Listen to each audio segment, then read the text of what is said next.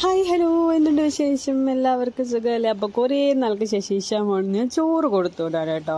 അപ്പോൾ ഇഷാമോളിന് ലഞ്ചിൽ ചോറ് തന്നെയാണ് ഞാൻ ആക്കുന്നത്. ചോറാക്കി കൊടുക്കുന്നുണ്ട്. പിന്നെ ചോറിൻ്റെ പുറത്ത് തന്നെ കുറച്ച് പുളിശ്ശേരി ഒഴിച്ചു കൊടുക്കുന്നുണ്ട്.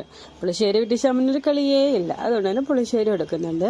പിന്നെ കറിയായിട്ട് കൊടുക്കുന്നത് പിന്നെ നമ്മുടെ ഏത്തക്കായ ഉണ്ടല്ലോ, ഏത്തക്കായ മെഴുക്ക് വരട്ടി കൊടുക്കുന്നുണ്ട്.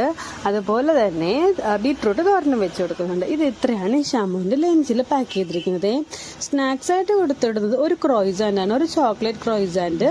അതിൻ്റെ കവർ ജസ്റ്റ് ഒന്ന് കീറി വെച്ച് കൊടുക്കുന്നുണ്ട് കേട്ടോ.